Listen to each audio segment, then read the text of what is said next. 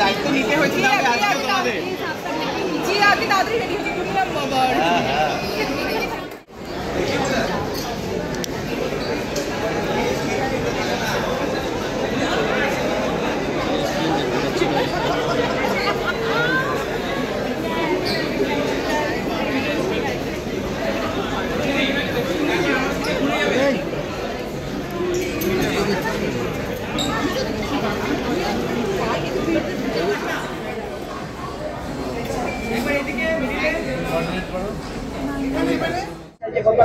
নিশ্চয়ই মানে অনেক কথা মনে পড়ছে।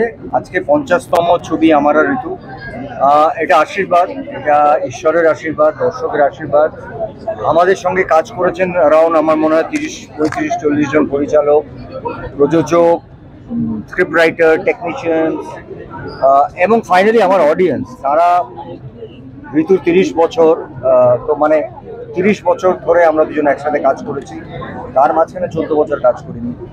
তাতেও মানুষজন আজকেও অযোগ্য রিলিজ হয়েছে, প্রমাণ করে দিয়েছেন। শুধুমাত্র পশ্চিমবাংলায় নয়, আমি এক্ষুনি আমাদের পিভিআর আইনক্সের সাথেও কথা বলছিলাম।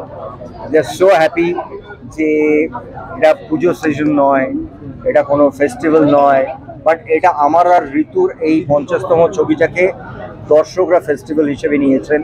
এবং সারা পশ্চিমবাংলা এবং আমি বলবো সারা ভারতবর্ষে প্রচুর জায়গায় আজকে প্রায় 70-80% ফুল। এইটার জন্য বোধহয় আমরা সারা জীবন এমনিতেই কৃতজ্ঞ থাকি, বাট এই পেয়ারটাকে মনে রাখার জন্যে এবং তার সঙ্গে কৌশিক গাঙ্গুলির পরিচালনায় আমাদের এই অযোগ্য ছবি, তো সেটাও একটা ব্লেসিং যে ওর মতন একজন পরিচালক পাওয়া, যে আমাদের দুজনের যে একটা লম্বা একটা জার্নি এখানে ফেলে আসা। প্রচুর কথা মনে পড়ছে। ঋতুর সঙ্গে আমার প্রথম ছবি, মোর কথা মনে পড়ছে। ঋতু তারপর আস্তে আস্তে কীভাবে নিজেকে বদলালো সেটাও মনে পড়ছে। ঋতুরও অবশ্যই মনে পড়বে যে আমি কিভাবে নিজেকে বদলালাম। তো সব মিলিয়ে আই থিঙ্ক যেটা আমি একটু আগেও বললাম যে আজ হোক, 20 বছর পরে হোক, 25 বছর পরে হোক, এইটা কেউ যোগ্য হই অযোগ্য হই অস্বীকার করতে পারবে না যে প্রসেনজিৎ আর ঋতুপর্ণা একসাথে 50তম ছবি করেছে। এটা বোধহয় এবং এই অযোগ্য ছবিটা খুব ইম্পর্টেন্ট থাকবে হয়ে, কারণ যখনই ইতিহাস ঘাঁটা হবে তখন এই দুজনের নাম এবং কৌশিক গাঙ্গুলির পরিচালনায় এই অযোগ্য ছবির নামটা আসবেই।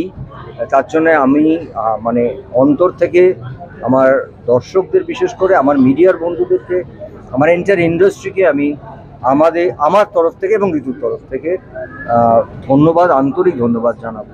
আপনারা আমাদের শিখিয়েছেন, হাঁটতে শিখিয়েছেন, চলতে শিখিয়েছেন, কাঁদতে শিখিয়েছেন, হাসতে শিখিয়েছেন। আপনাদের কাছে আমি সারা জীবন কৃতজ্ঞ। দাদা ইমোশনাল অনেকটা বোঝা গেল, এত দিনের একটা জার্নি, তুমি কি বলতে? আমি বলতে পারি একই কথাই বলবো, এটা আমাদের কাছে একটা ঐতিহাসিক মুহূর্ত। কারণ ইতিহাস তো এমনি এমনি হয় না, ইতিহাসের পেছনে অনেক পরিশ্রম থাকে, অনেক ঘটনা থাকে, তারপরে একটা ইতিহাস।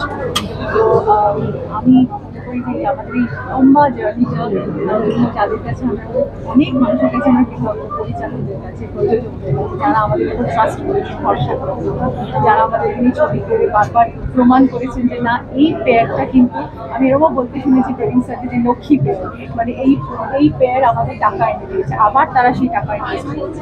তো সেই জন্য আমি বলছি যে মানে প্রত্যেকের হয়তো ইন্ডিভিজুয়ালি নাম বলতে পারছি না, তাতে ওই সময় যাদের যাদের সাথে কাজ করছে তাদের সবার কাছে পোস্টার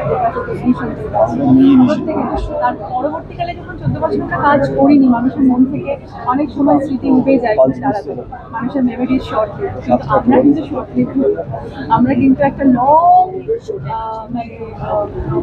বলে না, মানে মানুষের জীবনের অনুরণনের সাথে আমরা থেকে গেছি। Rituparna Prosenjit is house hold name, যেটা বারবার প্রমাণ করেছে যে তারা আমাদের সম্বন্ধে ভীষণ কিউরিয়াস, তারা আমাদের ভালোবাসে। এই ভালোবাসার ফলটা আজকে আমরা দেখতে পাচ্ছি যে কিভাবে কৌশিকদার সঙ্গে কাজ করাটাও একটা বড় প্রাপ্তির জায়গা এবং 50তম ছবির এই ইতিহাসের জায়গায় কৌশিক গাঙ্গুলির সম্পর্কের সমীকরণে যে কোথায় যাবে এই কাজটি, মানে সেটা অলরেডি আমরা খবর পেতে শুরু করেছি। সারা ভারতবর্ষে এটার একটা চাঞ্চল্য সৃষ্টি করেছে এবং বেশ উন্মাদনা চলছে। তাই জন্য আমরা সবাইকে রিকোয়েস্ট করেছি যে ভালো লাগলে ছবিটিকে নিয়ে কথা বলবেন, মানে কারণ আমাদের আজকে সোশ্যাল মিডিয়ার যুগে সবকিছু খুব স্ট্রং, তো সেখানে যদি সবাই সবাইকে বলে এবং সবাই সবার ব্যাপারে এটাতে সক্রিয় হয় তাহলে কিন্তু ছবিটা আমরা অন্য মাত্রায় নিয়ে যাবো। কারণ আমরা যতটা রেসপন্সিবলি ছবিটা করেছি, সেটা এত অসাধারণভাবে 1 বছর ধরে এটা স্ক্রিপ্ট করেছেন এবং তার জন্য হচ্ছে দর্শকদেরও একটা কিন্তু রেসপন্সিবিলিটি আছে এই ছবিটাকে একটা খুব বড় জায়গায়।